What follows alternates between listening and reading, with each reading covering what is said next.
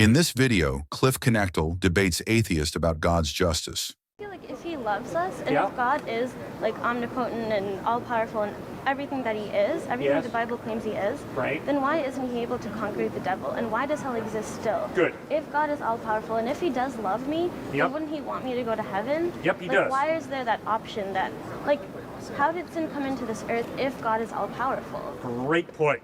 Excellent. I love your thinking. Rachel, when we say that God is all-powerful, we do not mean that God can make 2 + 2 = 5. Why not? Because it's irrational. It's illogical. It contradicts God- reality. But is God, like, rational? Oh, yes, absolutely. God cannot make himself exist and not exist at the same time in the same way. That's impossible. God cannot make a square circle. Can't do that. God cannot make a square circle. So what does the Bible mean when it says that God is all-powerful? It means that God is all-powerful over his creation. It doesn't mean that God can start making square circles and 2 + 2 = 5. No. Okay? Now, this is my own rational thinking, okay? This is not out of the Bible. You've asked a very good question. Well, then why did God create us if he knew that some of us would reject him and go to hell? God chose to partially limit his power by creating us with a free will. In other words, if I am free, I can pull out my wallet and give you money for dinner. Okay. Okay? Or I can racially slur you. Okay? I don't have to do either. Okay? Now, Rachel, I think you have that free will.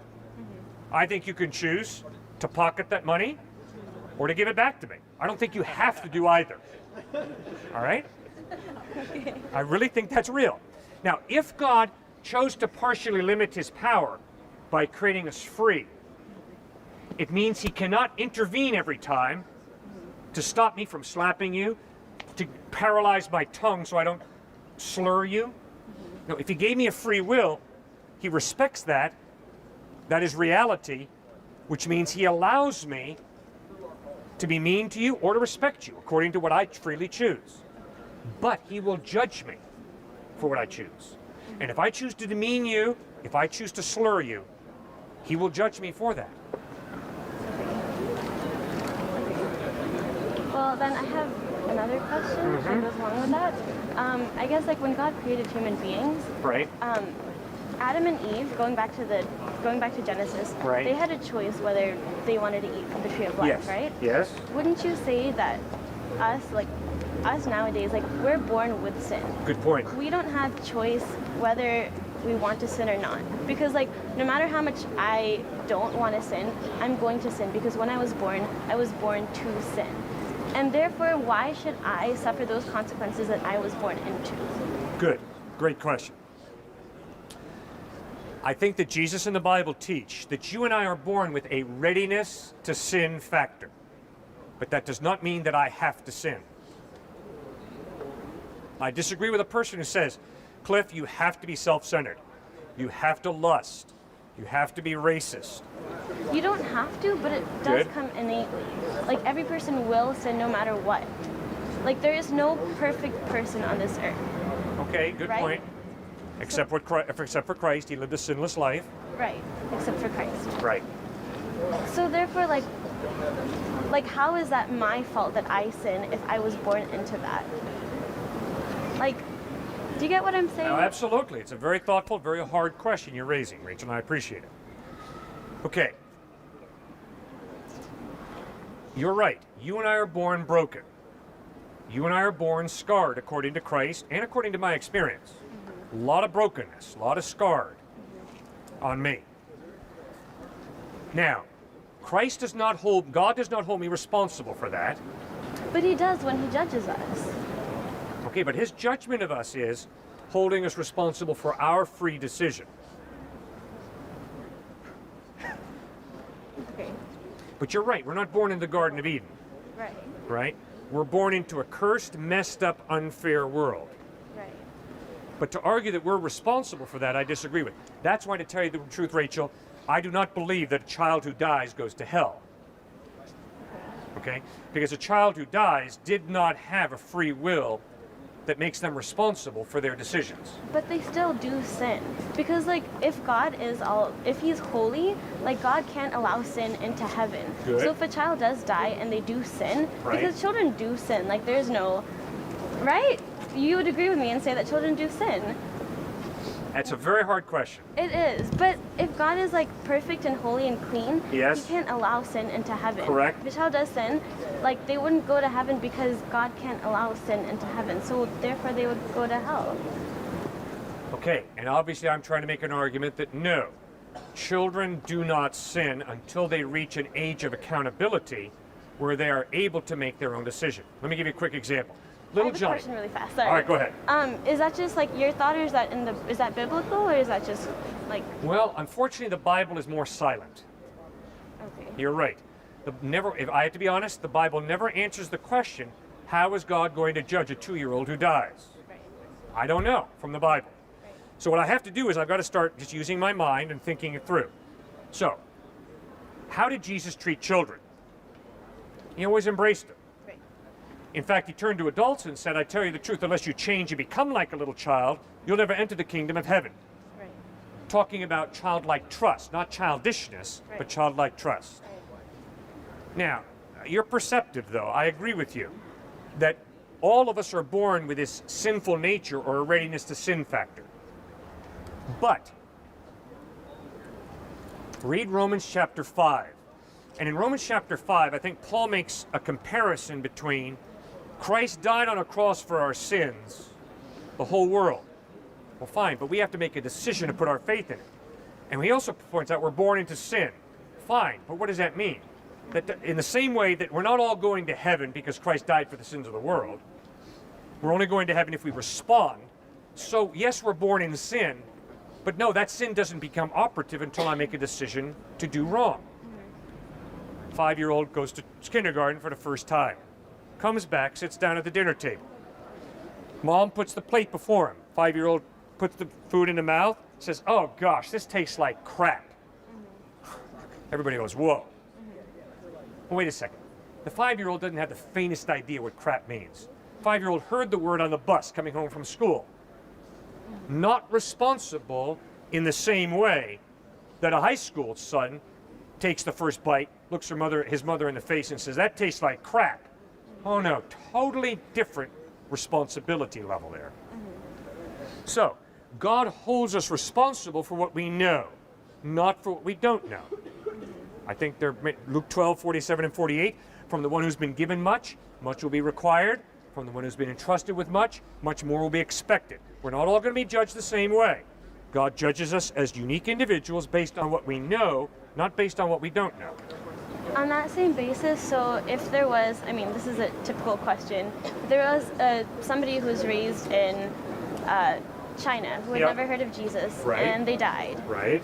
Therefore, like based on what you're saying, that person would be excused because they wouldn't be held responsible because they never heard of Jesus before. Okay, they're Because, not like, according- excused, but you're right. Yeah, They're not responsible to put their faith in Christ and never heard about it. right. There are going to be many people in heaven, the Bible teaches in Hebrews chapter 11, who never heard the word Jesus, but who in humility put their faith in God. Abraham, Isaac, Jacob, Rahab, the Gentile prostitute, never heard of Jesus, but in humility, she put her faith in Yahweh Jehovah. She's going to be in heaven, Hebrews chapter 11 insists. So you're saying like God and Jesus are interchangeable for people who haven't heard of Jesus? Yeah. Now, the Bible insists that the only reason Abraham, Isaac, Jacob, and Rahab are going to be in heaven is because Christ bled and died on a cross. They're not going to be in heaven because they were good people and they earned heaven. You know, I live a good life, now God owes me. No, they're going to be in heaven because of God's grace. But they obviously never heard about Jesus. They were born hundreds of years before him, if not thousands of years before him. But in humility, they put their faith in God. Okay, can I ask you one more question? Okay, so in your opinion, what was God's purpose in making us? Because one thing I don't understand is that it seems like, according to the Bible, like we're put on this earth to worship God. We're not put on this earth for ourselves. We're not put on this Good. earth for other people, but we're put to worship God. Good. right? Right? So I don't understand why we had to be created in the first place. Yep. If God is all powerful and he has everything he needs, Yep. does he need us? Does he need our worship? Why create us? Great question. Because it says that God pursues a relationship between us and him. Yep. And that's the most important thing about Christianity, this relationship with God. So we, according to the Bible, need that relationship. But God doesn't necessarily need that relationship because he is God. He's all powerful. He's fine as he is, Yep. you know? Right. So why create us? Okay, then? good. You're absolutely right. God created us to worship him. Not for his benefit, because he needs his ego stroked, but for our benefit. How? Peter Schaeffer wrote a play called Equus. It's a play about a young teenage boy who begins to worship a picture of Jesus over his bed. His father's an atheist. His father rips the picture of Jesus off the wall and replaces it with a picture of a horse. To the father's amazement, his son begins to worship the picture of the horse. Now, I maybe came on too strong, but that is exactly what I was trying to tell the guy, two people before you. Kevin. You see, when Kevin says, I'm just agnostic, I don't know. I don't know what I'm living for. There's no evidence. I just haven't checked it out. I just don't know. That's impossible, Rachel. Why? Because you're not a machine. You're not a programmed robot. All of us have motive. We're driven or motivated by someone or something. I don't care if it's for the next party. I don't care if it's for my rational mind, science. Something motivates us. A career, a pot of gold at the end of the rainbow. I'm sorry, we're not machines. We're not robots. We're not automatons. We are motivated people. You're living for something. I'm living for something. In other words, you worship. Because to worship simply means to consider ultimately worthy. And what is so sad in America is how many people think what is ultimately worthy of my life is money. The American dream. 2, 3, 4 cars. Upwardly mobile. That's the purpose of my life. That's why I'm here at university.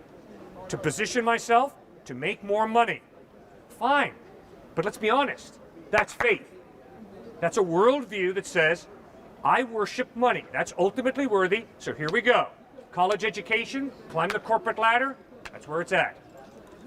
So we all worship.